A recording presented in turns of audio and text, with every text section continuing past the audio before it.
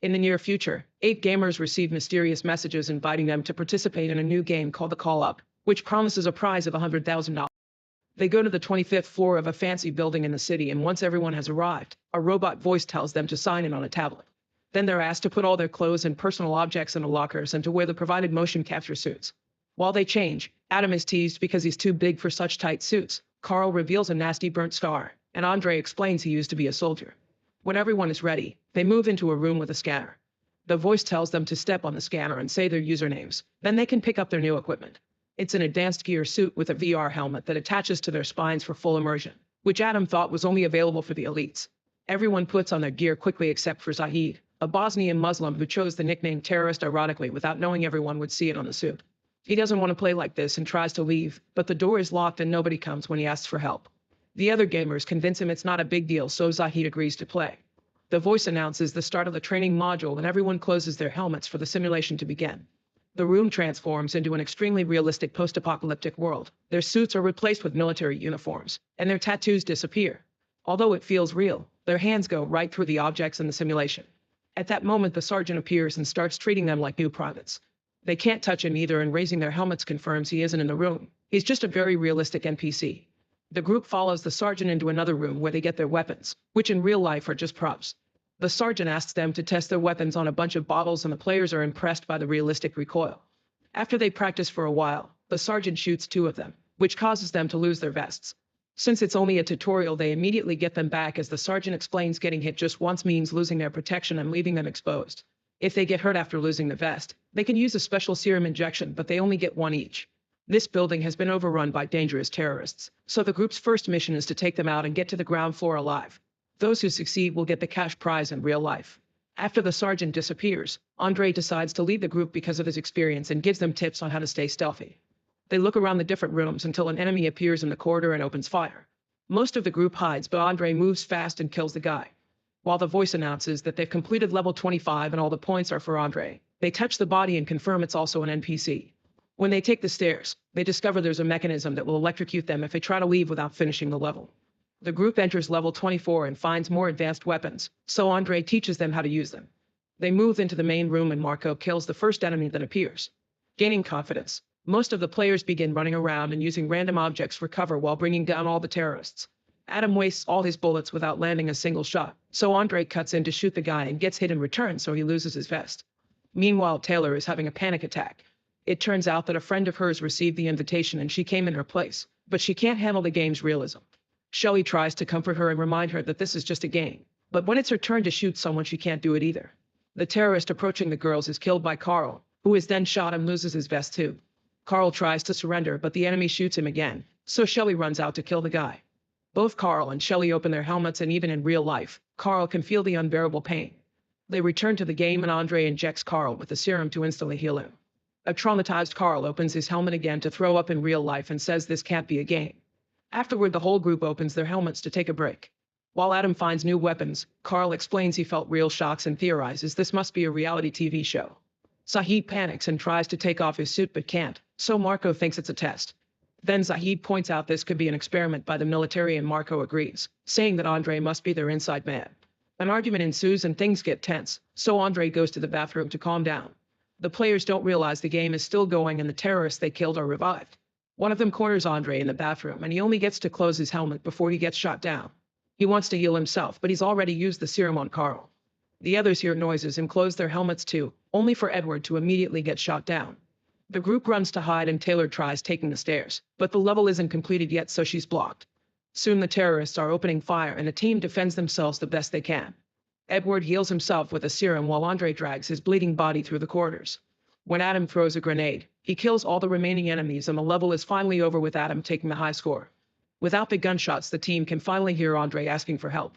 At that moment, Andre opens his helmet and hears a timer before his brain is electrocuted, causing him to convulse for several minutes. By the time the others find him, Andre is already dead. Shelley tries doing CPR to no avail. The voice announces they can proceed to the next level, but the group doesn't want to play anymore. They notice some blood on the ground and realize the helmet killed Andre, so they try to take them off, but it's impossible. Zahid panics and grabs a fire extinguisher as he asks for help with a test. Carl volunteers and hits Zahid with the extinguisher a couple of times, but the helmet still won't come off. At that moment, they're called into the game by the sergeant, who walks right through Carl before kicking Zahid a few times to punish him for breaking the rules. Since the sergeant warns them about punishments for not playing, the group has no choice but to keep moving. They go through several levels without much trouble, although on each floor they must learn to use new weapons and deal with new game mechanics. In the room with a gas leak, they can't use fire weapons, and instead they have to get Naj to fight hand-to-hand. Having to kill someone face-to-face makes Taylor's anxiety worse, and Shelley promises her she'll get her out of there. As they continue to go down, most of the team loses their vests. During a serious gunfight, both Carl and Adam get shot down, so Shelley and Marco help them with their serums. A few hours later, the group takes a break and discovers it's nighttime in real life. Tired of being in the game, they use various objects to start hitting the windows, and Zahid manages to crack the glass using a cart. At that moment, the sergeant appears again and starts beating Zahid up with much more strength than last time. Zahid tries to run away by taking the stairs, but the sergeant kicks him down, and the resulting fall causes Zahid to break a leg. Before leaving, the sergeant announces that the next person who tries to escape will be killed.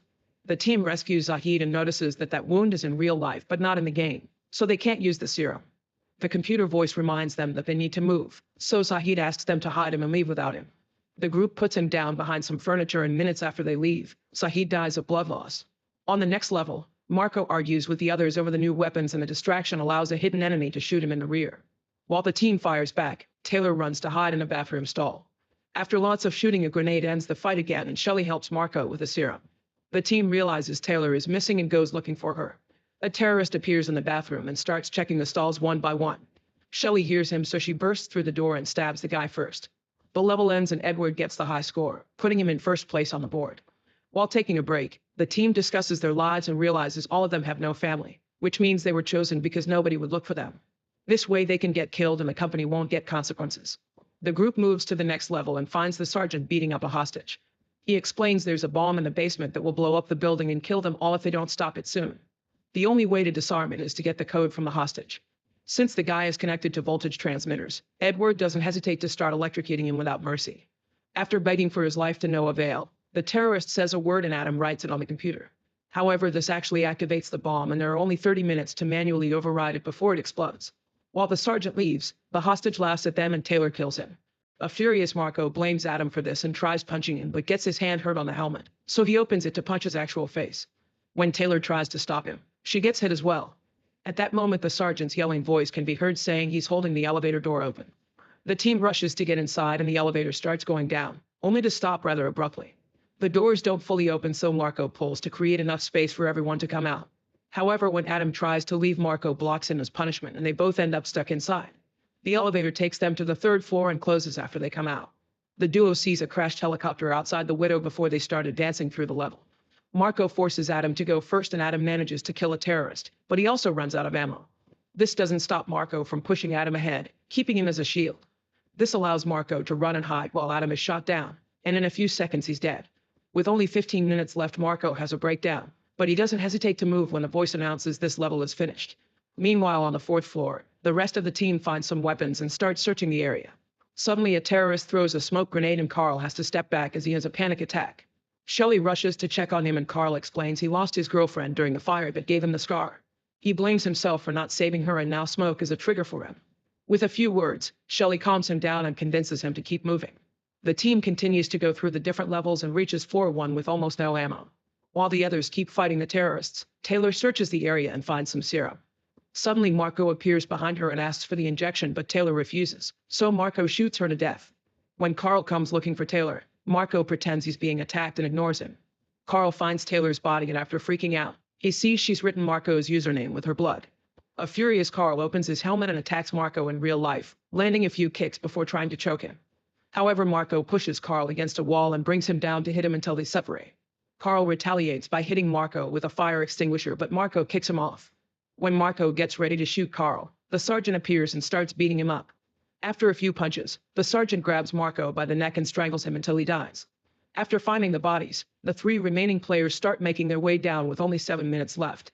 When they reach the basement, the voice says this is the final level. The trio grabs the new weapons and searches the floor, killing the terrorists they find along the way. Whenever there's an opening, they try to move toward the bomb, but the enemies just keep coming. Carl throws a grenade and finishes the fight, so now they can move faster.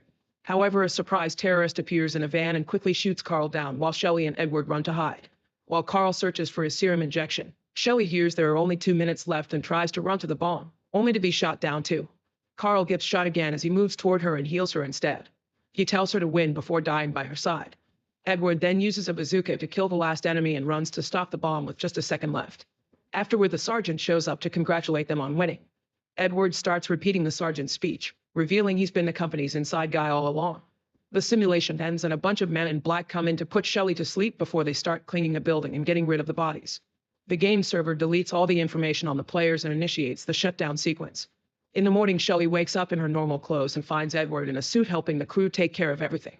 He gives her the bag with the cash prize, and when she threatens to go to the police, he points out nobody will believe her. When a man tries to sedate her again, Shelley fights back and injects him instead. Then she steals his gun and shoots all the lights in the parking lot. Edward sends his men after her, but after all the experience Shelley got in the game, she easily kills them all. When Shelley comes out, Edward begs for his life, but she kills him too with no mercy. Then she leaves the building without taking the money.